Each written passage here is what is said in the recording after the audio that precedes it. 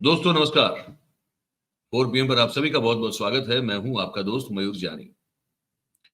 दोस्तों आप सब जानते हैं कि हम दिन में एक बार जो है प्रोफ़ेसर अभय कुमार दुबे जी के साथ देश की बात करते हैं। और देश की बात का मतलब ये है कि देश में जो भी सांप्रत होता है, जो महत्वपूर्ण होता है और जिसको समझने और जानने की हमारी ज़रूरत होती है, ऐसे मुद्दे पे चर्चा करना। तो आज वो करने जा रहे हैं। आज का मुद्दा मैं पहले आपको बता दूँ, फिर मैं अभय जी को जोड़ लेता हूँ साथ में। देखिए चुनाव राजस्थान में तो हो गए और अब 3 तारीख को सभी राज्यों के चुनाव के परिणाम भी आ जाएँगे। तो ये सब जो है वो ये 3 स्टेट बड़े हाई प्रोफाइल स्टेट रहे हैं और चौथा अगर मानना चाहें तो हम तेलंगाना भी मान सकते हैं। तो वो जो चुनाव हुए हैं, उसमें जो भी परिणाम आएगा, उस परिणाम का असर देश की राजनीति पे क्या होगा? हम देखिए हम बात कर रहे हैं देश की राजनीति। उसमें भाजपा भी आ जाती है, उसमें कांग्रेस भी आ जाती है, उसमें सभी दल जो है वो भी आ जाएँगे। कुल मिला के देश की राजनीति पे क्या असर पड़ सकता है, उस पर बात करेंगे। तो मैं आमंत्रित करता हूँ अभय सर को, अभय जी को कि वो हमारे साथ जुड़ जाए। अभय सर बहुत-बहुत स्वागत है आपका, देश की बात आपके साथ। तो मैंने कहा दर्शकों से अभी कि इस चुनाव के परिणाम जब आएँगे तो हुँ, उसके बाद जो भी परिणाम, उस हुँ। परिणाम का असर पूरे देश की राजनीति पे सर क्या हो सकता है? देखिए देश की राजनीति के ऊपर अगर आप आम तौर पर जो टीवी पर समीक्षाएँ आती हैं और लोग जो जी, चर्चाएँ करते हैं, अगर आप उनके ऊपर गौर करें तो वो सब लोग ये मानते हैं कि जिस तरह से 2018 के चुनावों का देश की राजनीति पर कोई असर नहीं पड़ा था, उसी तरीके से 2023 के चुनावों का भी इस देश की राजनीति पे कोई असर नहीं पड़ेगा। जी, 2018 के चुनाव में कांग्रेस ने 3 बड़े राज्यों में हिंदी पट्टी के भारतीय जनता पार्टी को चुनाव में हरा दिया था। जी, गुजरात में भी बहुत ज़बरदस्त प्रदर्शन किया था कांग्रेस ने और भाजपा की सीटें 100 से नीचे चली गई थी और भाजपा एक तरह से हिल गई थी उसमें। तो बहुत अच्छा प्रदर्शन था कांग्रेस का, राहुल गांधी उस वक़्त कांग्रेस के अध्यक्ष हुआ करते थे और अ, अशोक गहलोत गुजरात में उनके प्रभारी। इंचार्ज होते थे, चुनाव इंचार्ज होते थे, वो बड़ा अच्छा उन्होंने प्रदर्शन किया था। आप तो स्वयं गुजरात के हैं, आप याद कर ही सकते हैं उस ज़माने में गुजरात में जी, जी, बिल्कुल, कांग्रेस का क्या बिल्कुल, माहौल था। बिल्कुल। लेकिन जब 2019 के चुनाव हुए, तो जहाँ-जहाँ कांग्रेस जीती थी या उसने अच्छा प्रदर्शन किया था, वहाँ-वहाँ कांग्रेस का बाकायदा सूपड़ा साफ हो गया, बहुत ही बुरी तरह। यानी छत्तीसगढ़ में कांग्रेस ने भारतीय जनता पार्टी का सूपड़ा साफ कर दिया था, लेकिन उससे उलट उतना ही भारतीय कांग्रेस चुनाव हार गई, उससे भी ज़्यादा। मध्य प्रदेश और राजस्थान में बहुत बुरी तरह मतलब विधानसभा चुनाव की जीत से भी ज़्यादा भयानक कांग्रेस की पराजय हुई, जी, इन 2 क्षेत्रों में, बहुत बुरी तरह। यहाँ तक कि देखिए तेलंगाना में भारतीय जनता पार्टी ने 4 सीटें जीत ली, जबकि कांग्रेस शायद उसमें 3 ही सीटें जीत पाई थी उसमें। तो ये ऐसा हुआ। तो यानी सीधा मतलब है कि स्प्लिट वोट हुआ। वोट में विभाजन हो गया। वोटर ने विधानसभा चुनावों में कांग्रेस को वोट दिया और लोकसभा चुनाव में हुआ। इस तरह का असर दिल्ली के चुनाव में भी देखा गया। दिल्ली में आम आदमी पार्टी ने जबरदस्त जो जीत हासिल की थी विधानसभा चुनाव में और लोकसभा चुनाव में उसका उल्टा हो गया बिल्कुल। वो सारी सातों सीटें भारतीय जनता पार्टी ने बहुत बड़े-बड़े बहुमत से जीती। यहाँ तक कि हालत ये थी कि आम आदमी पार्टी के और कांग्रेस के वोटों को अगर मिला दिया जाए आपस में, तब भी भाजपा के वोट उससे ज्यादा होते थे। इतना जबरदस्त वोट भाजपा को प्राप्त हुआ। तो आखिरकार ऐसा क्या हुआ 7-8 महीने में कि विधानसभा चुनावों के नतीजे लोकसभा चुनावों को प्रभावित करने में पूरी तरीके से नाकाम रहे। इसके ऊपर बहुत कम गौर किया गया है और इसके बारे में जो राय है, वो काफ़ी एक दूसरे से टकरा रही है राय। मेरी इसके बारे में राय है, जो मैं अक्सर इसको कहता भी हूँ, इसको एक बार फिर 4 पीएम के मंच पे मैं कहूँगा देश की बात में और वो ये है कि अगर बालाकोट स्ट्राइक ना होती, तो मतदाता अपनी मतदान प्राथमिकताओं पर किसी और तरीके से विचार करते। बालाकोट स्ट्राइक ने देशभक्ति का एक तूफान ला दिया। भारतीय जनता पार्टी ने पूरे देश में बड़े-बड़े होर्डिंग लगाए और हर होर्डिंग में लिखा हुआ था, घर में घुसकर मारा। तो इससे जो है भारतवासियों को लगा कि एक ऐसी सरकार, एक ऐसा नेता है, जो कि हमारे अपमान का बदला ले सकता है। सीआरपीएफ के जवानों की जिस तरह जान गई पुलवामा में, उसका बदला ले सकता है और उसके लिए उसने एक सर्जिकल स्ट्राइक की। तो ये जो इससे जो माहौल बना और उस माहौल ने भारतीय जनता पार्टी को बहुत जबरदस्त रूप से जिताया। अगर बालाकोट स्ट्राइक ना होती तो क्या भारतीय जनता पार्टी जीतती नहीं? मैं ये मानता हूं चूंकि उस चुनाव में विपक्ष की एकता का जो सूचकांक था वो 0 था और कांग्रेस ने इन प्रदेशों को जीतने के बाद में कांग्रेस को ये मुगालता हो गया था कि वो अकेले ही भाजपा को हरा सकती है। इसलिए भारतीय जनता पार्टी उस वक्त भी चुनाव जीतती। लेकिन भारतीय जनता पार्टी मेरा मानना है कि वो सबसे बड़े दल के रूप में उभरती। उसको पूर्ण बहुमत नहीं मिलता और उसको 303 सीटें तो कदापि नहीं मिलती।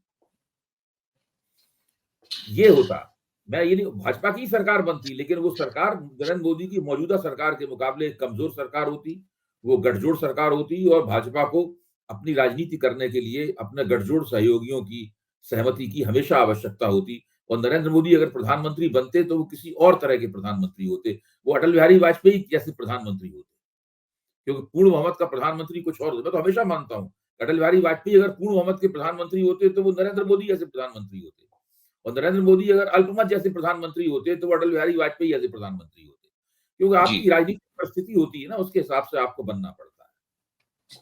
तो ये स्थिति होती। और राहुल गांधी ने जो गारंटी दी थी, जो कि भाजपा की गारंटी से ज्यादा बड़ी गारंटी थी, राहुल गांधी ने 70,000 रुपए की गारंटी दी थी, जो भाजपा ने इतनी बड़ी गारंटी नहीं दी थी। तब लोग उस गारंटी को, लोगों ने ऐसा लगा कि मतदाताओं ने उस गारंटी को रिजेक्ट कर दिया, तब उस गारंटी को लोग नई निगाह से देखते।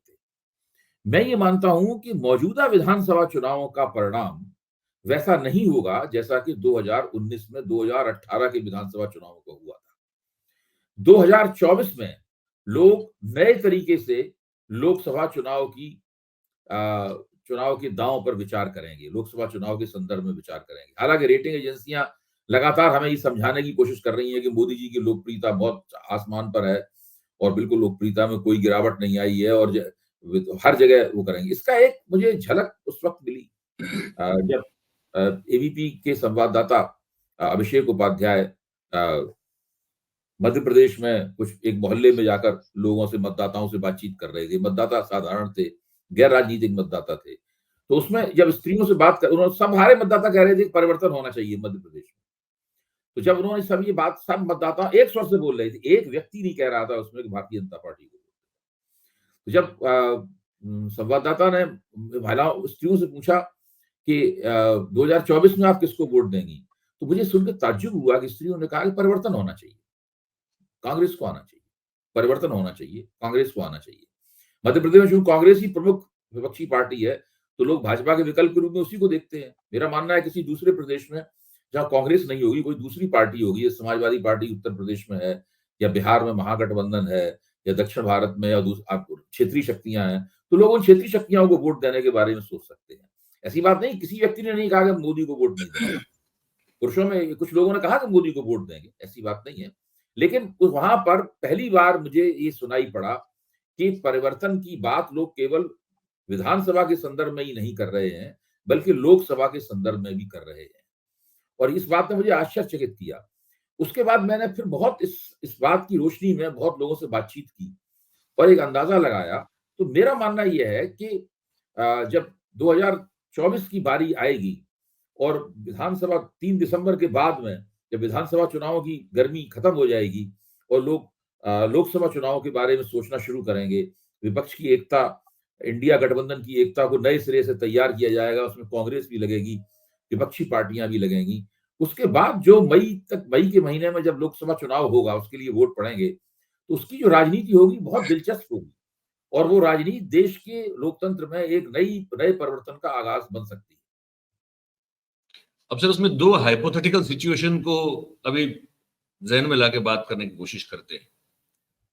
ये मान के अभी अगर ये मान के चले कि मध्य प्रदेश, छत्तीसगढ़ कांग्रेस जीत लेती है और राजस्थान में कांग्रेस जो है की जगह बीजेपी सरकार बनाती है और तेलंगाना में मान लीजिए कि कैसे भी करके केसीआर की पार्टी जो है बीआरएस, वो एआईएमआईएम से लेके बीजेपी से मिलके जो है वो सरकार बना लेती है। तो मिजोरम तो खैर वो अलग बात है पूरा। तो ये तो वो 4 राज्य ये हो गए। तो इसमें अगर ये टाई हो गई, 50-50% हो गया, तो कैसे देखेंगे देश की राजनीति?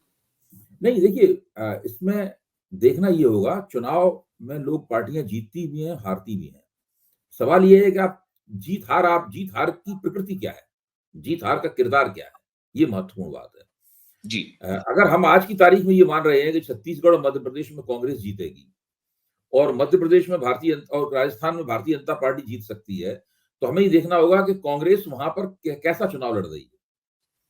कांग्रेस क्या 30 सीटों की पार्टी है या कांग्रेस 56 सीटों की, 70 सीटों की, 75 सीटों की पार्टी है वहां पर।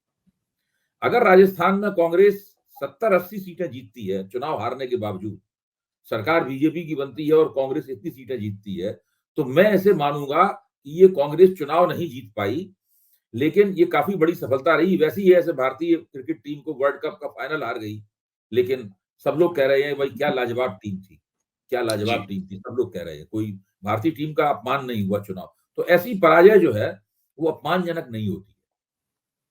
और ऐसी पराजय ऐसा प्रदर्शन अगर कांग्रेस करेगी तो फिर अशोक गहलोत का भी सिर भी ऊंचा रहेगा और कांग्रेस आला कमान का भी सिर ऊंचा रहेगा। इसी तरह आप तेलंगाना में देखिए, तेलंगाना में अगर बीआरएस की जीत होती है तो मैं मानता हूं कि वो बहुत थोड़े मार्जिन से होगी, बहुत थोड़े अंतर से जीत होगी। कांग्रेस वहां बड़े पराक्रम के साथ बहुत बेहतरीन चुनाव लड़ रही है, तो कांग्रेस काफी ऊंचाई तक जाएगी वहां पर और बराबर की टक्कर देती हुई दिखेगी। हो सकता है वहां जीत भी जाए। हाँ, अगर छत्तीसगढ़ और मध्य प्रदेश में भी कांग्रेस हार जाती है, भले ही मार्जिनल डिफीट ही हो कांग्रेस की, तब फिर सीन बिल्कुल बदल जाएगा। फिर विपक्षी एकता भी बहुत ज्यादा प्रभावी साबित नहीं होगी और कांग्रेस की क्षमता, विपक्षी एकता का एंकर बनने की, वो क्षमता भी चुक जाएगी कांग्रेस की। तो कांग्रेस के लिए जरूरी यह है कि वो कम से कम मध्य प्रदेश और राजस्थान उस तरह जीते जैसे उसने कर्नाटक जीता है, ये ठीक से बिल्कुल। जीत हासिल करे, स्पष्ट जीत हासिल करे। और राजस्थान में और तेलंगाना में बहुत बेहतरीन प्रदर्शन करे।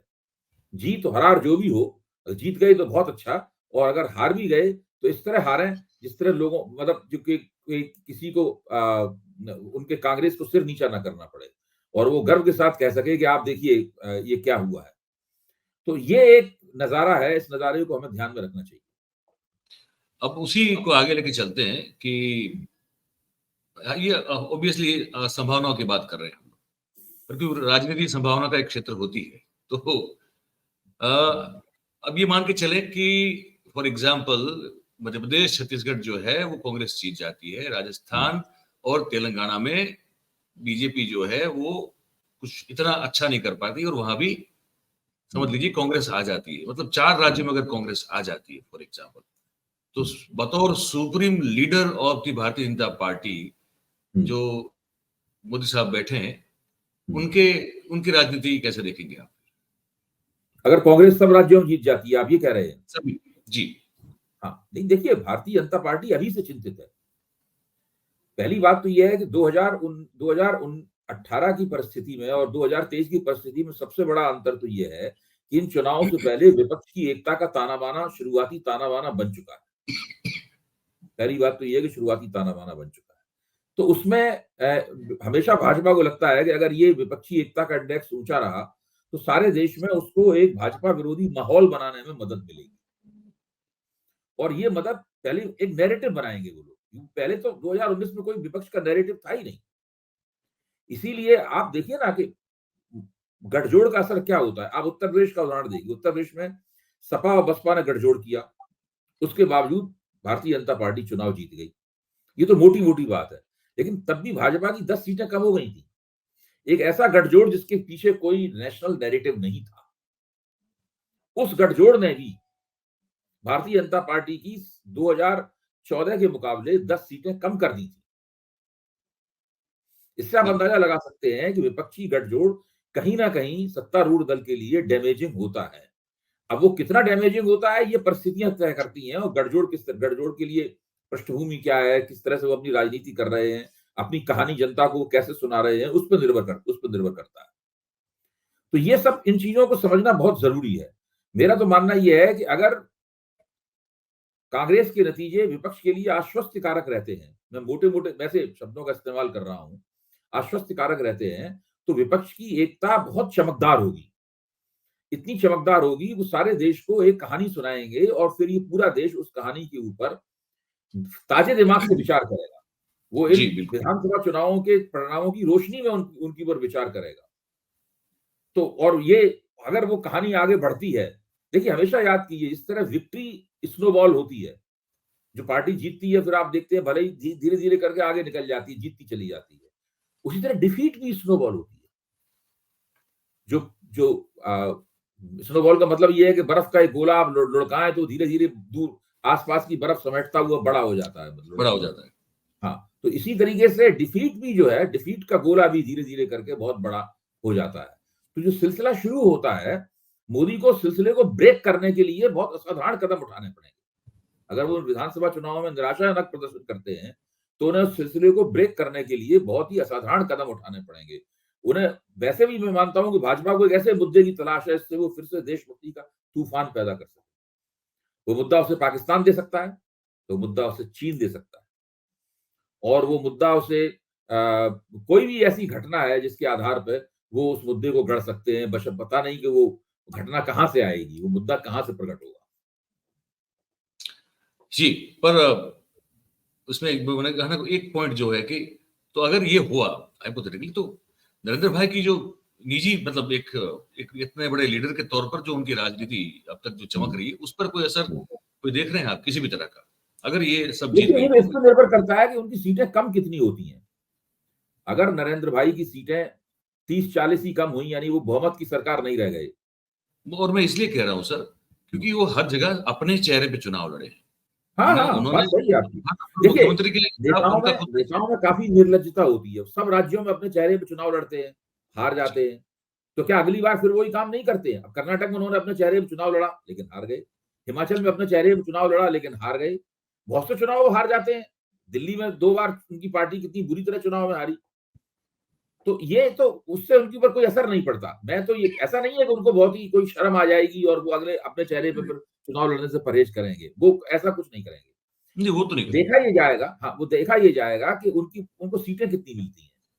अगर लोकसभा चुनाव में उनकी 50 सीटें कम होती हैं, फ़र्ज़ कीजिए। 50 सीटें कम होने का मतलब है कि ये बहुमत से करीबन 18-20 सीटें इनकी कम होंगी। कम। तब ये केसीआर, नवीन पटनायक और जगन मोहन रेड्डी के ज़रिए उन सीटों की भरपाई करेंगे और गठजोड़ सरकार बनाएँगे और फिर इनके अंदर से एक अटल बिहारी वाजपेयी प्रकट होगा। और हाँ, अटल बिहारी वाजपेयी प्रकट होगा और फिर ये गठजोड़ सरकार चलाएँगे। आपको याद होगा कि 2019 के चुनाव की मुहिम के दौरान ही वो कहने लगे थे कि हम तो गठजोड़ सरकारें भी चलाते रहे हैं। तो ऐसा बिल्कुल। नहीं है कि वो उनको पूर्ण बहुमत नहीं प्राप्त होगा तो सत्ता छोड़ के वो संन्यास ले लेंगे और वो अलग मनमोहन सिंह की तरह रिटायर होके किसी प्रधानमंत्री को सरकार द्वारा दिए गए बंगले में रहने लगेंगे। जब प्रधानमंत्री नहीं रहता तो भारत सरकार कहती है कि अब भाई एक बंगला चुन लीजिए आप। तो उनको जी। एक बंगला दे दिया जाता है लुटियंस के इलाके में और वहां पे वो रहने लगते हैं प्रधानमंत्री महोदय रिटायर होके ऐसा अटल जी रहते रहे उस तरह। तो वो अलग बात है, वो ऐसा कुछ नहीं करेंगे। वो जब तक संभव होगा जरा सा भी तब तक वो सत्ता में रहेंगे और एक गठजोड़ सरकार चलाएंगे और उसके जरिए उनका रंग रुतबा बना रहेगा। वो उनके इतिहास में नाम जाएगा कि वो 15 साल तक 20 साल तक जवाहरलाल नेहरू से भी ज्यादा प्रधानमंत्री रहे। यही सब वो करके दिखाना चाहते हैं। हाँ, अगर सीटें उनकी 100 कम हो गई, 125 कम हो गई सीटें, हम ये नहीं कह रहे कम हो जाएँगी, हम लोग सब एक अनुमान लगा रहे हैं।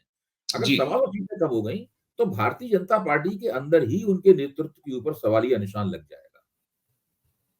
और फिर उनके लिए प्रधानमंत्री बने रहना नामुमकिन हो जाएगा, फिर भाजपा में घमासान होगा।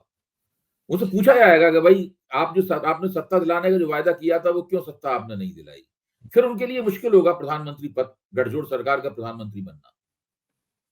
मतलब कि भले ही ये मान ले फॉर एग्जांपल कि 4 राज्यों में भारतीय जनता पार्टी अ, अपने अनुकूल प्रदर्शन न कर पाए, लेकिन फिर भी यहाँ से उसके इस राज्यों के चुनाव के परिणाम से लेके लोकसभा तक, चाहे भाजपा हार जाए फॉर एग्जांपल सभी सीटें, तब भी प्रधानमंत्री के कद और रुतबे में कोई बीच में फेरफार आप जो है वो कोई बदलाव आप देखते हो नजर आपको नहीं आता है? नहीं, नहीं, इन इन राज्यों के चुनाव में पराजय से बदलाव नहीं होगा। नहीं होगा। हाँ, पराजय इनका बदलाव होगा जब लोग वो बदलाव इसलिए नहीं होगा क्योंकि 2018 में नरेंद्र ये लोग हार गए थे सब जगह। इसके बावजूद भी नरेंद्र मोदी ने 2019 बहुत जम के जीत लिया था। तो नरेंद्र मोदी और उनके पैरोकार ये कहेंगे क्या 2023 में हार गए, 2024 जीतना तो हमारा प्रारब्ध है, हमारी किस्मत में लिखा हुआ है कि हम 2024 जीतना है। भाजपा के तमाम समर्थक, पैरोकार, अपने आप को निष्पक्ष कहने वाले कलाबाज, ये सारे के सारे लोग यही कह रहे हैं। रेटिंग एजेंसियां, सर्वे एजेंसियां सब यही बता रही हैं। मतलब 5 साल पहले की स्थिति और आज की स्थिति में वो लोग कोई अंतर नहीं देख रहे हैं। भाई जब भले ही 3 बड़े राज्य अंतर देख रहे हैं लेकिन नजरअंदाज कर रहे हैं। अंतर देख रहे हैं लेकिन नजरअंदाज कर रहे हैं। उनका मानना ये है कि जो अंतर है इससे कोई खास अंतर नहीं पड़ेगा। ये एक ऐसा अंतर है जो अंतर नहीं डालेगा। अंतर तो है, ये तो मानते हैं, उन्हें याद दिलाया जाए तो मानते हैं हाँ ये तो नई बात हुई है, लेकिन फिर बाद में कहने लगते हैं कि इसके पास कुछ कहने के लिए है नहीं इस मोर्चे के पास। तो अंतिम सवाल आपसे पूछता हूं सर इस कार्यक्रम में आज कि ये जो 5 राज्यों के चुनाव के परिणाम आएंगे 3 दिसंबर को, वो जैसे भी रहे, प्रो बीजेपी मतलब हो जाए परिणाम, उनको फायदा ज्यादा हो या कांग्रेस को फायदा हो, उससे देश और देश की जनता को फिलहाल कोई ज्यादा फर्क पड़ रहा है क्या? नहीं, देश की जनता को तो फर्क पड़ रहा है। अगर देश की जनता भारतीय जनता पार्टी के लिए माकूल परिणाम नहीं देती है, इसका मतलब है मैं ये मानूंगा कि देश की जनता परिवर्तन के मूड में है। मैं ये बिल्कुल नहीं मानता हूं कि बिल्कुल देश की जनता 2019 की नकल में दोबारा 2024 में वोट देगी। ऐसा नहीं है। और उसकी वजह है कि विपक्ष जान गया है कि एकता करना उसके लिए जरूर लाजमी है और विपक्ष उसके लिए एकता करेगा। चलिए, बहुत बहुत धन्यवाद। बहुत बेहतरीन बातें हुई आज और हर तरह की संभावनाओं को हमने टटोलने की कोशिश की। अभय सर ने अभी हमारे साथ जो कार्यक्रम में बातचीत की वो आपने सबने सुनी। तो अब ये तो परिणाम तो 3 तारीख को है, तो अभी हम जो है वो एक तरह से संभावनाओं पर बात कर सकते हैं। और जैसे कि बात सब कहते हैं कि राजनीति जो है वो संभावनाओं का खेल है, तो उसमें कुछ भी हो सकता है। तो हर एक एंगल से चीजों को समझने की कोशिश हमने आज इस कार्यक्रम में की है। उम्मीद करते हैं कि आपको ये कार्यक्रम अच्छा लगा होगा। आप जो भी सोच रहे हैं वो हमको कमेंट बॉक्स में लिख के जरूर से बताइएगा। और बात अगर आपको हमारी पसंद आ रही हो तो फिर इस वीडियो को जो है आप लाइक करें, इस वीडियो की लिंक को आप शेयर करें और हमारी जो चैनल है 4PM उसको आप सब्सक्राइब करें और अपने आसपास के लोगों से करवाएं। और हमारी और भी बहुत सारी प्रादेशिक चैनलें हैं 4PM, यूपी से लेके बिहार है, महाराष्ट्र है, MP है, गुजरात है ना, मध्य प्रदेश है, कर्नाटका है। आप सब में अपने अपने प्रदेश की खबरों को वहां जाके देख सकते हैं।